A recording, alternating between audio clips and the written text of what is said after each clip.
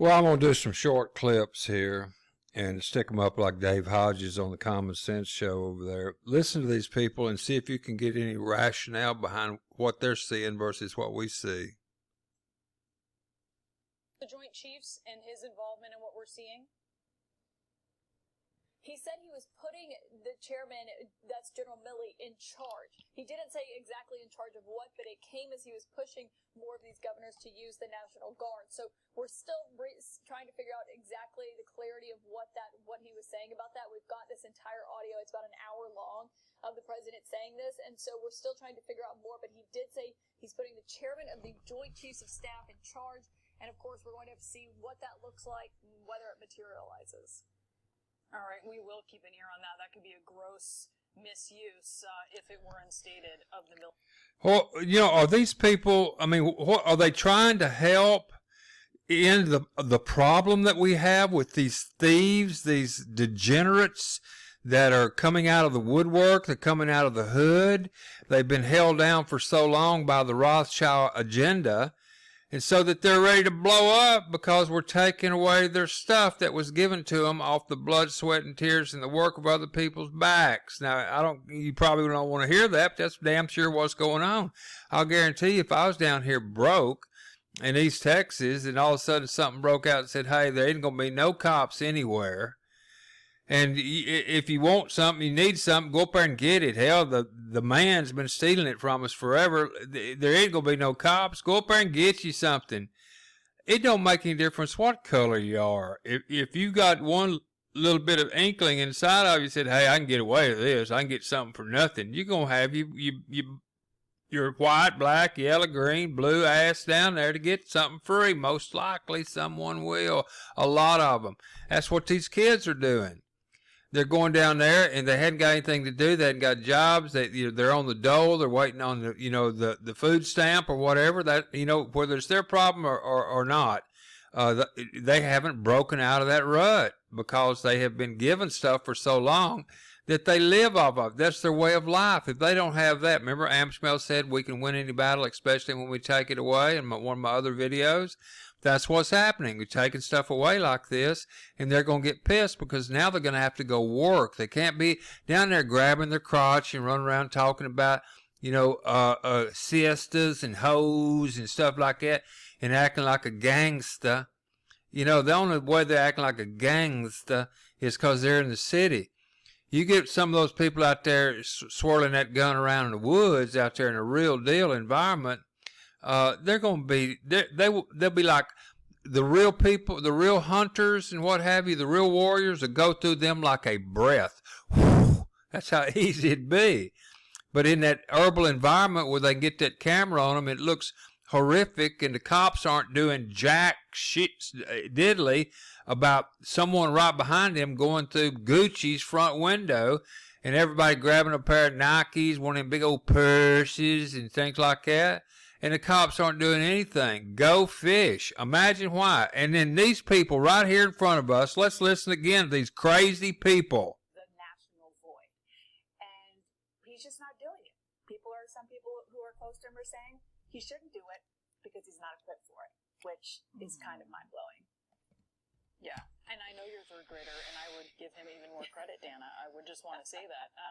So, Abby, the president lamented here the fact that governors are not using the National Guard in a way that he Let's see what Abby's got to say. It got so bad years ago that the people wouldn't have minded an occupying force. I wish we had an occupying force in there. But for some reason, I don't know what it is, governors don't like calling up a lot of guard. Well, we have 350,000 plus in the National Guard, and nobody wants to use them.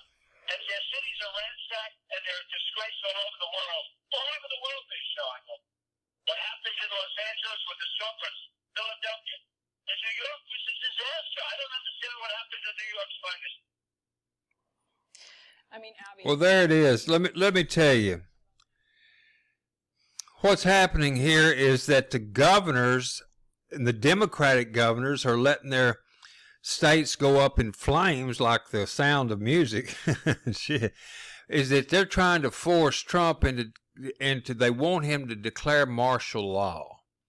Because if they do down the road, should he be ousted or whenever his tenure is finished, they will be able to declare martial law and use this as precedence. And when that happens, it will be all over but the shouting as far as the word freedom goes, people. And that's what's happening. Let's just get another dose of these folks right here, see what they're doing. At least try to seem like he's doing what he's saying. Yeah, I mean, I think you're right that the president often says these things without really thinking about how legal it is and what the reality of the situation is, and then the rest of the government follows behind him, trying to make his words a reality, even if it is just, kind of a minimal role like you saw at the border. But, I mean, when I listen to this call and I listen to what the president's saying, you see just two completely different Americas that are really playing out here. You damn right you see two different Americas. You see one that's based on the Constitution. It's our guidelines. It's also, you see a world that on that Constitution, we have what's called the Bill of Rights.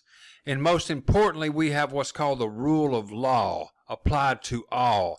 Now, if this was the abomination, what an abomination that was. When he got in there cloaked with his black skin, yes, that's what they used. They weaponized the pigment of his skin because they knew that Whitey wouldn't come up there and say anything racist, so he was protected. Kid yourself not.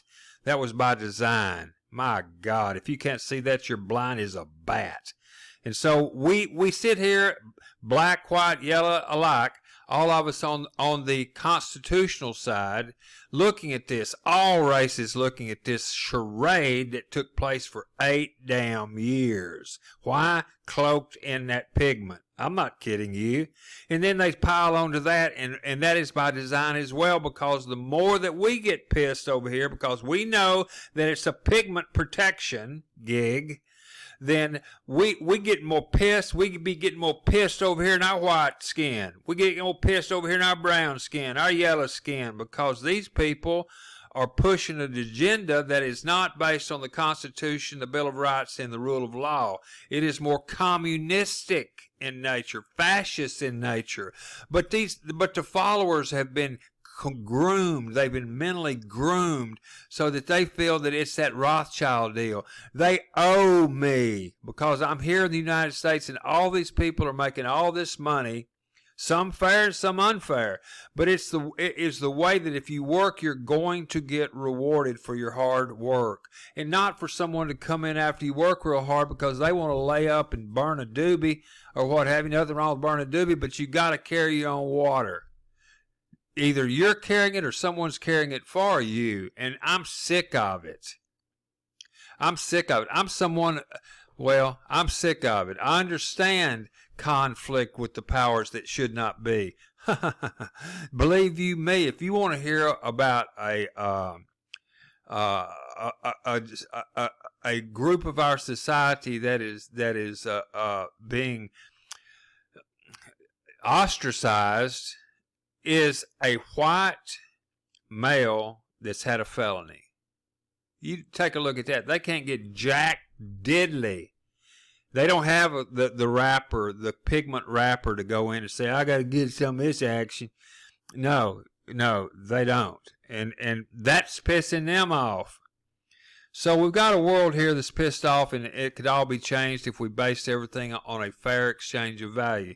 Just, it doesn't make any difference who they are. You look at it, you dissect it, you look at the pros and cons. Is it a fair exchange of value for you and other people? If it's not, they're pushing an agenda that is a control agenda to try to take our freedoms away. It has to be a fair exchange of value to all sovereigns. And so I think I'll make this little short clip titled, To All Sovereigns Stand Tall. Ramblin' Randy, we down.